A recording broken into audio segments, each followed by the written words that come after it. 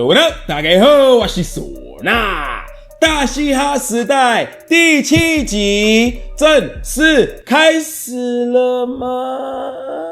Maybe. First things first, I want to give a huge shout out to everyone at 大嘻哈时代 and San Lee because they only had 3 weeks to get everybody in the right place, follow all the COVID regulations, get that shit together, shoot that shit, edit that shit, and they even managed to find time to add in some really cool effects to up the production quality of the show. I really liked how they added captions to explain to people who are maybe not familiar with certain terms in hip-hop culture to make it clear what certain terms are and what certain things mean. And there was a really cool Easter egg in this episode. If you are a hardcore hip-hop nerd like me, when you saw this or heard this, you must have been giddy as a pig in shit. They actually referenced one of the original pioneers of trap music in America by throwing in a sample from one of the biggest trap songs in the early 2000s. 一个表演组 Zambo 以及 Wanna Sleep 想睡觉。This was a direct sample to 3-6 Mafia.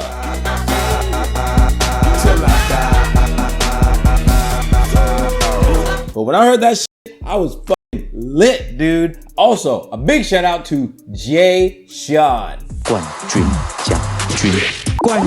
奖金吗？对。冠军奖金，有这么难吗？靠北啦！ Nah, I'm just fucking with you though. So, this episode of 大嘻哈时代 started off really cool with a performance from Leo Wang.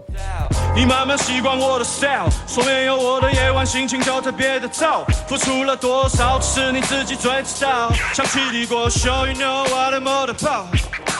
Now, I really liked his performance for 2 reasons. Number 1, this was the first time that they finally had the DJ and the MC together performing on stage. Because that's the way it should fucking be, son. Also, it was nice to see Leo Wang show that you don't have to always be jumping up and down and screaming and saying skirt skirt to have stage presence. Leo Wang displayed very strong stage presence in a very chill, cool, and collected way. And I really enjoyed that and enjoyed his interaction between him and DJ Songhua.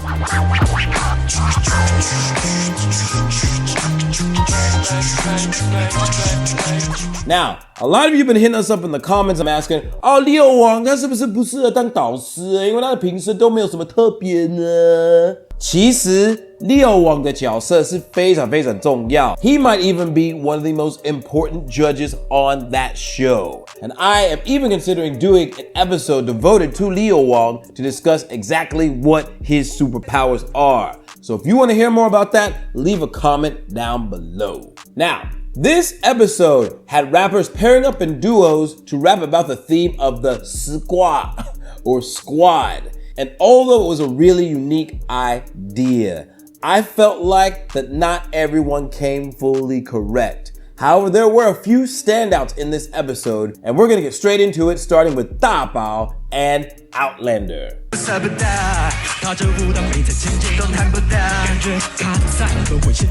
Now, their performance was really unique. And this is because not only did they rap, they also did choreography. And for those of you who don't know, the amount of breath control and timing that you have to not fuck that shit up is ridiculous, yo.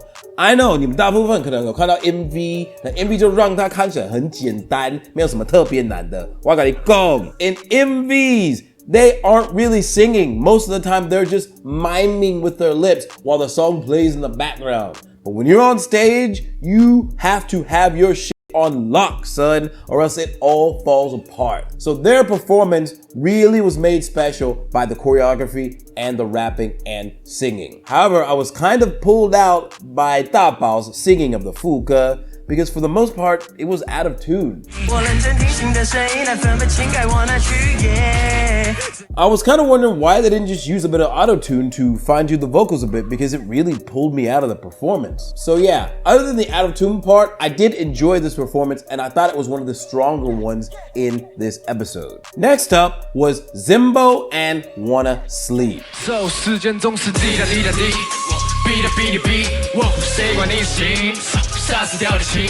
And a huge shout out to Zimbo, man. You've got Mac Dilla's voice on fleek, dude. Biggest bro， 你会选择 do or die。Freaky 啦，因为我是都会来。 Dude, that shit was cool as fuck.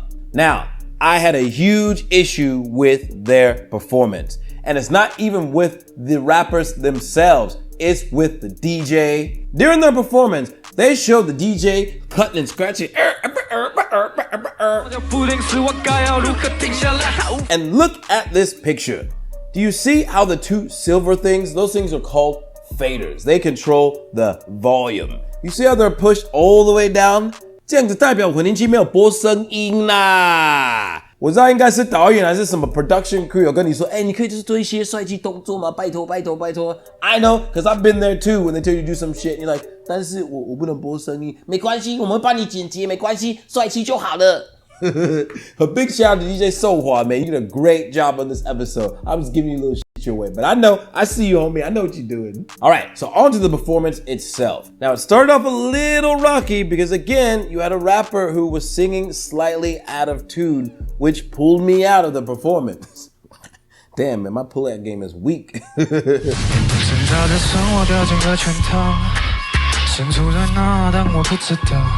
But anyway, the vibe between these two was really unique. I like the way they bounce each other's fast rap flows off of each other and the way they kind of build on the momentum throughout the performance.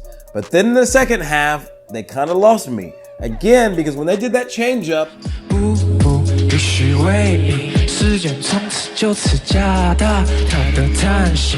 the singing was out of tune, and it was just like, oh man, I was really digging that shit until this shit came up. But what are you gonna do? Not everything can be perfect, especially when you're under an immense amount of pressure. You probably haven't slept well, and you haven't had a lot of time to practice. But overall, the performance was cool, and I did enjoy the show between these two. Now, on to the next performance between Afa and Big Baby. I've been trying to drink through it, controlling anger. I'm not a big drinker, call me a thinker. 专业新 verse, 当我开口 spit. This was really cool and unique. I liked the way they incorporated the English and the Chinese bars. In fact, their English bars are really on fleek. It's getting late, 别管宿醉，职业不归，高也会稳定的发。 But y'all motherfuckers be pronouncing shit too 标准. You need to take our 嘻哈英文的课程 and learn how to say that shit like an authentic gangster, like you's from the hood, son. Cause we ain't trying to sound like no goddamn English teacher, yo. So if you wanna know how to sound authentic, change your accent, and sound dope as f, so nobody makes fun of the way you speak English, then sign up for our shit right now in the description down below. So, Afa, man, my boy is like a cross between Jeezy and Drake, dude. He's got the hair, he's pimping with a suit, he's got the silky smooth voice and shit. I bet that motherfucker be fighting them hoes off with a stick, son. It was cool to see him in the contrast with Big Baby, who has a very cool West Coast Compton-like swag. He pulls it off really well, and it sits well with his own individual style. And whenever he's giving his bars, he not only delivers it vocally, but he physically emphasizes his bars to really pull you into the performance.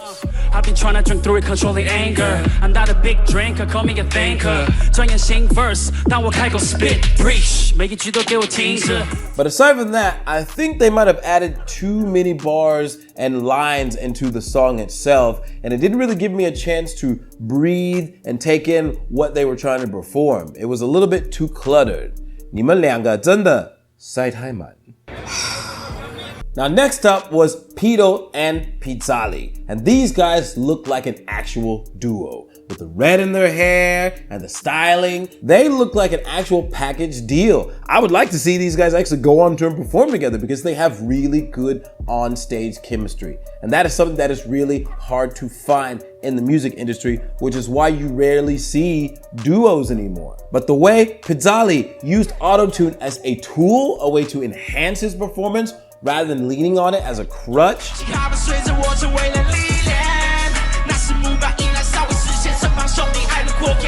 And the way Pito and Pizzali built the momentum off of each other. They were constantly passing the spotlight back and forth, and it built it up into one of what I would consider the best endings in the show so far.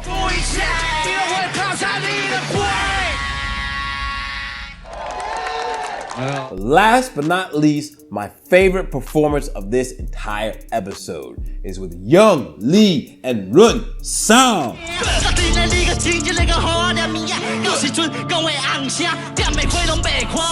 Oh my god, I could not find anything wrong with this. It was so on point.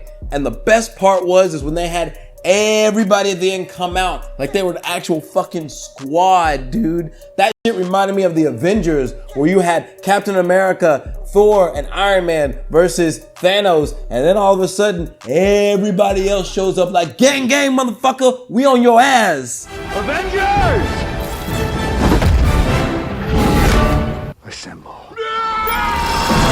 That shit was really dope, but I had a bit of an issue. 润少，你在冲啥小？把我起来搞喝。因为真开起来拢生了啊。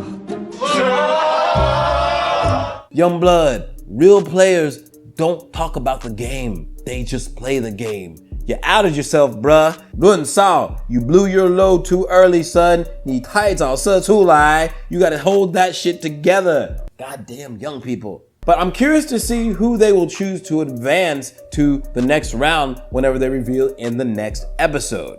Now, although this episode wasn't one of my favorites and I felt like it was kind of lacking, I'm really just happy to see大嘻哈时代 back on air again, and it's really cool to see that they've taken the criticisms online and tried to up the production standard and the level of the show. So a big shout out to you guys. And also a big shout out to the music producers in this episode. They really stepped their game up. Because what I noticed is that in the previous episodes, they made a lot of what we would call tracks. Tracks are well-produced music, but doesn't really have a lot of substance, and usually it's just meant to hype people up, but doesn't really compliment the rapper itself.